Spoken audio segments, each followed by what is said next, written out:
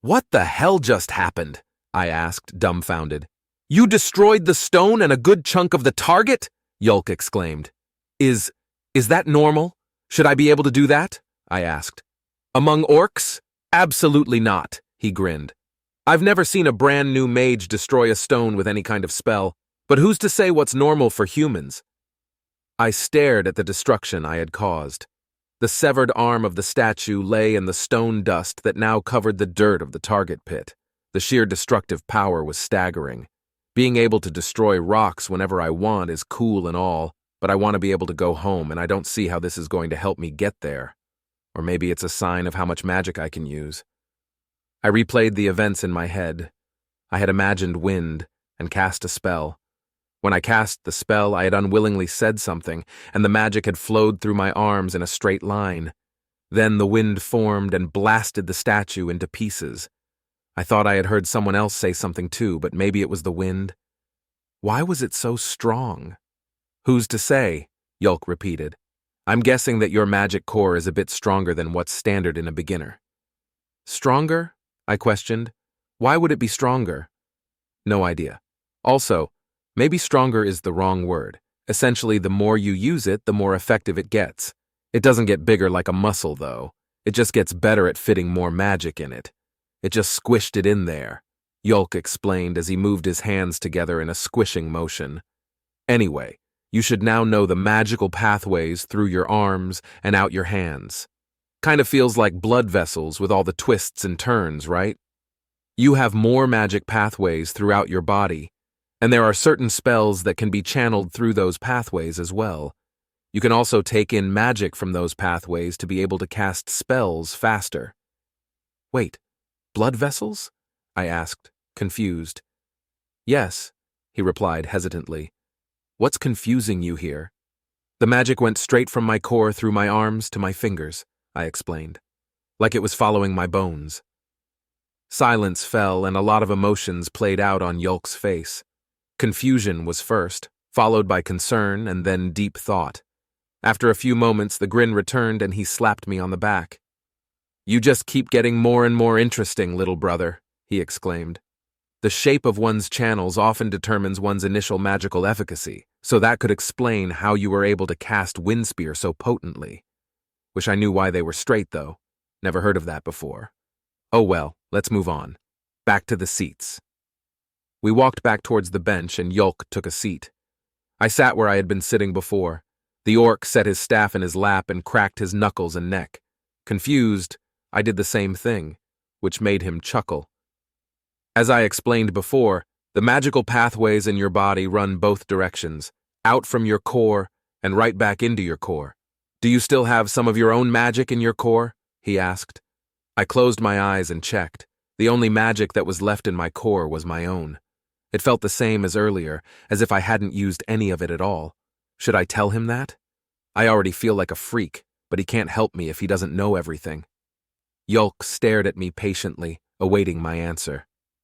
Yes, I answered hesitantly. It's like I haven't used any at all. Really? He asked. I had theorized that the reason for the potency of your wind spear was that you were using a lot of your magic, combined with the relatively short distance said magic had to travel, of course. Interesting. I wonder if it already regenerated or there's just a lot of it. Well, no matter. We'll find out later. I want you to draw magic into your core using the channels that you felt when you cast Wind Spear. Just like with the breathing we did earlier.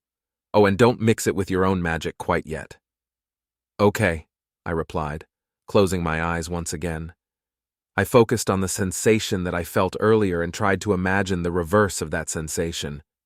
Nothing happened, so instead I imagined that my fingers were straws and I was using them to suck in magic. Oddly enough, this worked, and I soon felt tingling in my arms and the other magic filling up my core. Yulk was right. It took almost no time at all to fill it back up. Done, I said. Excellent, Yulk smiled. Now, I want you to exude that magic back into the environment around you. The easiest way to do this is by imagining that your core is a sponge full of water and you're giving it a big squeeze. Pay attention to the pathways that the magic uses to exit your body. I nodded and got to work. The magic traveled along my arms through my fingers and along my legs through my toes. There were exit points in my fingers and toes, but also in the palms of my hands and the soles of my feet. Strange that I hadn't noticed the exits in my palms before. Stranger still, there was another pathway to my head. It began on the left side of my core and traveled behind my left eye, then curved back down behind my right eye and traveled back to my core. Unlike the other channels, it didn't seem to have an exit.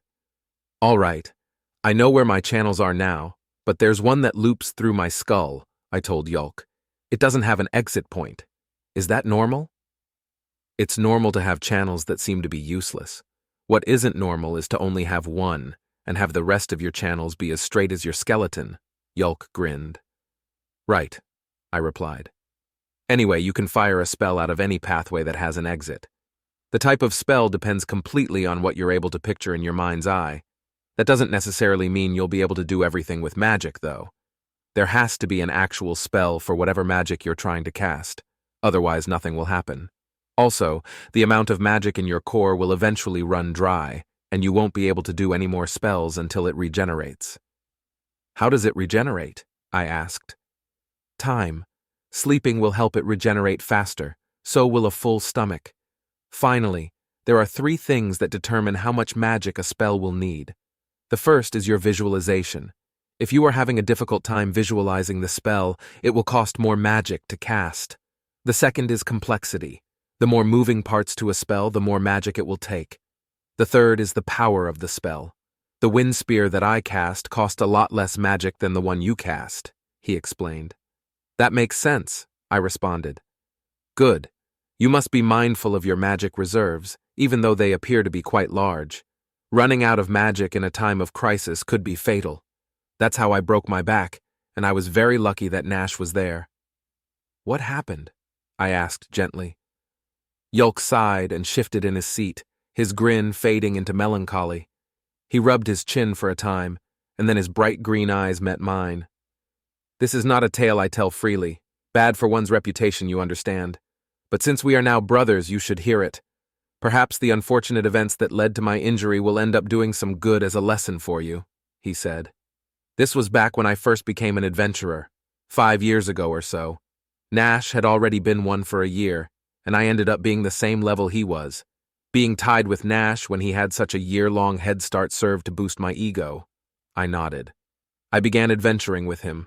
We explored the wastes, performed good deeds for other villages, and sought out challenges to test our might.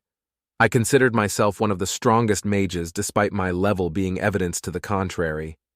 I believed that the reason I didn't have a higher level was because I only knew a few spells at the time, but I could use those spells more effectively than anyone else. To be fair, this was true. Even the higher-level mages couldn't put as much intensity behind their attacks that I could. Where they could burn down a house, I could incinerate a forest. He paused, tapping his finger on his staff. The Delver's Dungeon changes its layout somewhat frequently, spawning new monsters and treasures that support the village's economy. However, sometimes it doesn't change for a long time.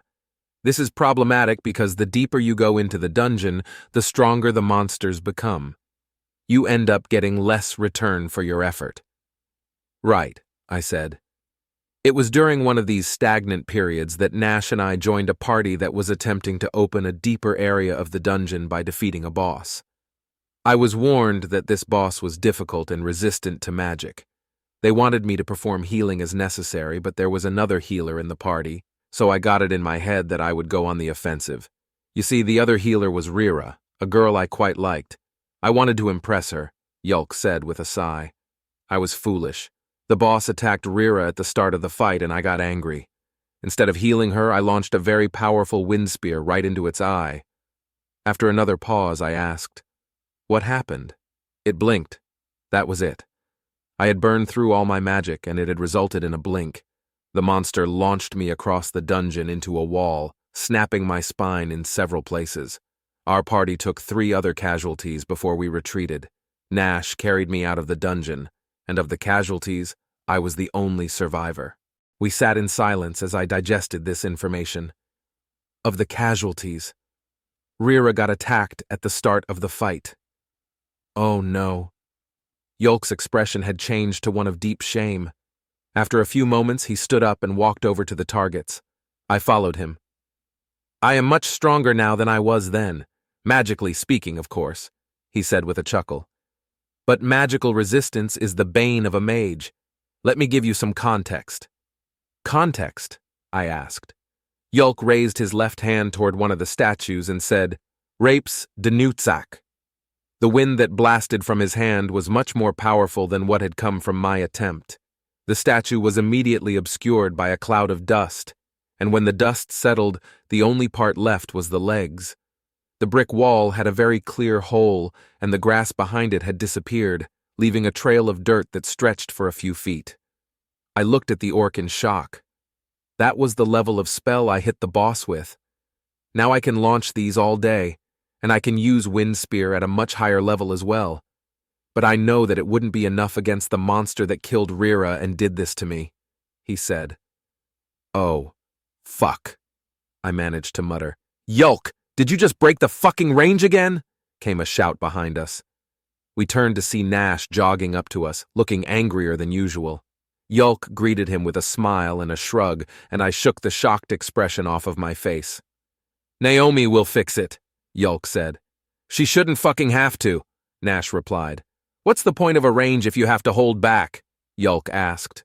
All sorts of things. Practicing new spells, practicing spell repetitions. There's literally tons of things you can do without breaking the damn thing. Honestly, Nash, it's not like Naomi has anything better to do. Her entire job is to repair the range. You should be more courteous. Her job being very specific doesn't give you the right to make it harder. I interjected. Both orcs looked at me, shocked by the interruption. Their shocked faces gave me the courage to continue. Yolk was demonstrating the importance of keeping one's ego in check. The destruction was necessary to show me the level of power he had compared to my own, and he did hold back quite a bit, I think. Nash's shock turned into a glare. I maintained a straight face, not backing down but also not escalating. We remained like this for what seemed like forever, but Nash finally blinked first. Fine, but you're apologizing to Naomi, Nash finally said, turning back to Yolk. Deal, I'll buy her dinner, Yolk said with a grin. So, difference in power, huh? Does that mean you're a mage, Nick? Nash asked. Yeah, I figured out how to use Wind Spear and where my magic pathways are, I said with a bit of excitement. The excitement was due to my accomplishment, and the fact that being a mage meant I wouldn't have to spar with Nash. I had been dreading the thought of fighting the giant orc, even if it wasn't a serious fight. One slap from him would probably end me. How about we check to see your martial prowess? Nash asked. What? I asked. Yolk said that you might be able to do both. Indeed, Yolk replied. Your build suggests a certain level of physical combat ability. Only one way to find out. I felt the blood drain from my face as my orc brothers both began to grin at me. This is the arena, Nash said, gesturing around him. When Nash had mentioned where we were going, I had expected something shaped like the Colosseum. Instead, it was a dirt patch encircled within a wooden fence. Leaning on the fence were a few orcs who were interested in what we were doing. Great. Now I'm going to get my ass kicked in front of an audience. I think we should begin unarmed, just in case, Yolk said with his trademark grin. If he does well, we can move on to practice weapons. I agree. All right, Nick, take a stance. I'm going to try to hit you. You can either dodge or counterattack, Nash said, widening his stance. Ready? No, I stated flatly. Too bad. Begin. I dropped into the karate stance I was familiar with, and Nash rushed forward. He threw a punch, but as he began to move his fist to my face, it slowed down. Even so, I barely managed to move out of the way. The wind from his punch made me blink. Good. Time dilation unlocked job. You managed to dodge.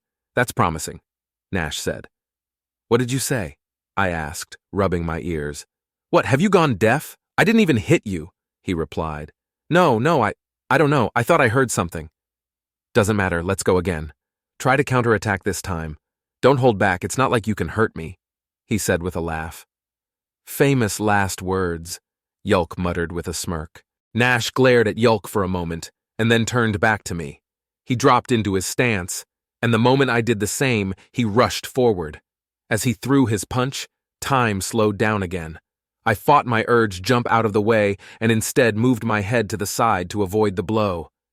Then I threw a punch of my own. I meant to hit him in his solar plexus, but my fist went slightly lower. It was as if it were moving by itself. I connected and felt his body tense up as if I had struck his diaphragm, but he rushed past me instead of doubling over. Breathtaker strike unlocked. What the fuck was that? A voice? No. More like static in headphones when you have them too loud, just behind the music. I should ask Nash about it. I turned to him and paused. He was standing up, but rigid and unmoving. Nash? You okay? Yulk asked with a shit-eating grin. Nick didn't hurt you, right? 'Cause you're too big and strong, right? Nash glared daggers at Yulk and opened his mouth to retort, but the only sound that escaped was a groan. He snapped his mouth shut and doubled over, placing his hands on his knees to steady himself. Then he began gasping for air. Yulk and the onlookers began laughing uncontrollably. After a few moments, Nash sat down and looked at me with a mixture of anger and confusion. What in the hell was that? He asked. I don't know. I think it was called a breathtaker strike, I answered. Remember what the distorted voice thingy had said. Well, it definitely did that, Nash said as he stood back up. Okay, I'll admit you're not bad with hand-to-hand. When did you learn how to do that? I took karate. I used it more for working out than actual fighting, though. Karate? You ever heard of that skill, Yulk? Nash asked, glaring at the still laughing sorcerer. No, Yulk said between laughs. I haven't. Probably something from his world, but maybe an unarmed specialist would know more. It's not a skill. Well, not what you mean by skill, I interrupted. With karate, there's a chance to do it wrong. But when I went to hit you, I thought your solar plexus was higher up, but my hand moved on its own to where it actually is. Yeah, that's how skills work. The skill will only activate when the circumstances are right for it to be able to do its thing, Nash explained. So the name of that skill is karate, huh? No, the skill's called breathtaker strike. Karate is a form of martial art, like a style of fighting, I explained to their blank faces. Right. Well, never mind the jargon, you've got both magical and martial prowess, Yulk said with what was quickly becoming a trademark grin. I don't know, magicians also have some hand-to-hand combat skills. Nash tapped his chin. Let's try you out with a sword. A sword? Surely a spear would be better? Yulk asked. A spear is too easy to learn. If we really want to know what he can do, we should see if he is able to unlock any sword skills, Nash explained, as he grabbed 2 wooden swords and tossed one to me. I'm fine with that, I said as I caught the practice sword. You really shouldn't be, Yulk warned. I fear that Nash is trying to get back at you for embarrassing him. Nash grinned widely at me as I took my stance and immediately disappeared from view, leaving only a small cloud of dust in his wake. I panicked and rolled forward, barely managing to avoid the blow that would have hit me directly on the ass. I glared at Nash as I regained my stance. I swung wildly at him, but he deflected my blow with ease and danced back with a laugh. I tried to remember something that could help me land a blow, but nothing came to mind. I'd seen plenty of movies with sword fights, but I knew better than to think that those were accurate portrayals. Nash charged at me and swung hard, but I managed to block it and lock blades with him. His smile widened as he grabbed the end of his blade and used the additional leverage to shove me back several feet. Hey, that's cheating! You can't grab the blade! I shouted. Why not? He asked, confused. Because if it were a real sword, you'd cut yourself. I had said it loud enough that every orc watching had heard me. After a second of stunned silence, they all began to laugh at me. I looked at Yulk, Nash, and the onlookers trying to figure out why they were laughing so hard. Nash was laughing so hard that he was doubled over, and I briefly considered smacking him upside the head. This is your first time fighting with a sword, isn't it? Nash finally settled down enough to ask. Yeah. Well, you can grab a blade without cutting yourself. The trick is to make sure you don't drag your hand along the sharp bit. How else are you to use the pommel? He asked with a chuckle. I looked at the hilt of my sword and saw that it did indeed have a round bulb at the bottom. I thought this bit was to make sure your hand doesn't slip, I said. No, it's to bash armor, like a mace, Nash explained, demonstrating a swing while holding the blade. The secret to sword fighting is knowing how you can hold your weapon, not how you should hold it. Whatever grip works is the one you should use in any given situation. I see. Let's go again, he shouted as he charged me. I managed to duck his swing and went for a stab to his midriff. He spun to avoid the stab and grabbed my goddamned blade. Oh, come the fuck on, I shouted. He grinned as he pointed the tip of his sword at my face. I pulled hard on my sword, but it didn't budge, and then I felt the tip of his sword poke me in the forehead. I sighed as the orcs once again laughed at my efforts. I began to get frustrated as Nash pushed me back and gestured for me to try again. Again and again he outwitted and outmaneuvered me, but I was learning. The tricks he was using weren't going to work twice. Then I felt something. Is this what they call an opening? I knew what to do, how to hold my sword, where to put my feet, and how fast to move. I pushed myself as fast as I could, and I was finally able to put the tip of my sword on his chest. Dash unlocked. Well, would you look at that? Nash said with a look of shock. Was that the dash skill? Yulk asked. I think so, I answered. Ha! He does have martial and magic prowess after all, Yulk said excitedly. That's really rare, you know. It sure is, Nash added. Well, for us anyway.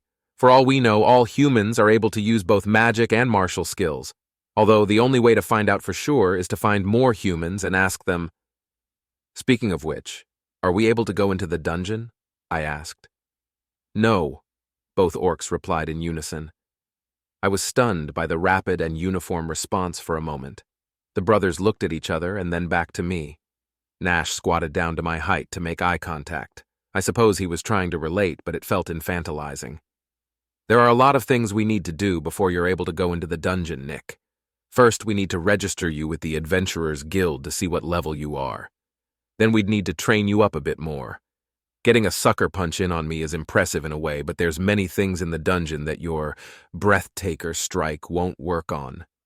Indeed, it would be better to start you off with the wastes. The monsters there can be tough at times, but it's much easier to get away from them than it is to escape the ones in the dungeon, Yulk explained. I opened my mouth to protest before I realized that I was about to act like the young punks in movies that cause trouble for everyone by not realizing their very obvious limitations. I closed my mouth and nodded sullenly instead. I don't know how time passes in this world in relation to mine, but if I rush things and end up dying, then I won't get to see Cass again. Even if I were to reincarnate again, what would be the odds of ending up back on my world in my body? That being said, you've met the chief and been adopted into Clan Alta. There really isn't anything stopping us from registering you as an adventurer right now, Yulk said while tapping his chin. Yeah, Chief probably can't get mad at us for getting our brother registered, right? Nash asked. True. I don't recall anyone having to get permission from the chief before, Yulk grinned as he stood. Let's go. Are y'all talking about registering that thing with the guild? One of orcs shouted. What about it? Nash replied. The guild rep's out right now. Family trouble. She'll be back in a week or two. It'll have to either wait or register as freelance. Both Yulk and Nash winced at this. It seems that the thought of registering as a freelancer didn't sit well with them. They mumbled to each other for a bit, and then turned to look at me with grim faces. We're gonna have to wait, Nash stated. What? Why? What's so bad about being a freelancer? I demanded. Being a freelancer isn't bad, Yulk said as he placed a hand on my shoulder. It's terrible. The various organizations that allow registration as an adventurer all have one thing in common. They're employee-operated. When you join a guild, union, militia, or whatever other name the organization goes by, you are working for and with your fellow adventurers. When you register as a freelancer, you are working directly for your customers. That's how it is back home, I explained. That's not so bad, you know. No, you don't understand, Nash said, crossing his arms. When you're with an org, you get access to benefits like healers, days off, mental health checks, specialized equipment for jobs, and all sorts of things that make adventuring bearable. Even if you're a member of a nation's military, you're taken care of to some extent. But when you're a freelancer, You have to pay for those benefits on an individual basis. You have to buy your own gear and pay for its maintenance. You can only take days off if you've worked long enough to be able to eat the next few days. To top it off, you only make about half what other adventurers make, if you can even find work at all. He's right, Nick. Usually if someone goes freelance, it's because they've committed a crime that has resulted in being barred from org membership. Yulk squeezed my shoulder a little. On top of that, the most frequent customers of freelancers are those whose jobs have been rejected by orgs, usually because the customer can't pay a fair price for the work, or the work is illegal. You want to go into the dungeon, right? Yes, as soon as possible, I answered. Well, there you have it. Entering the dungeon simply won't be possible as a freelancer. Guilds don't work with freelancers as a rule, and even the chief would be hard-pressed to convince them to allow you to tag along. If Nash and I were able to get permission to enter, we wouldn't be able to bring you along without getting censured. And getting censured sucks, Nash added. Very bad for your career. I sighed at the prospect of waiting 2 weeks before being able to register as an adventurer. I had hoped that I could register as a freelancer and then join a guild, but not only does that sound impossible, it sounds like it wouldn't speed things up at all. So what do?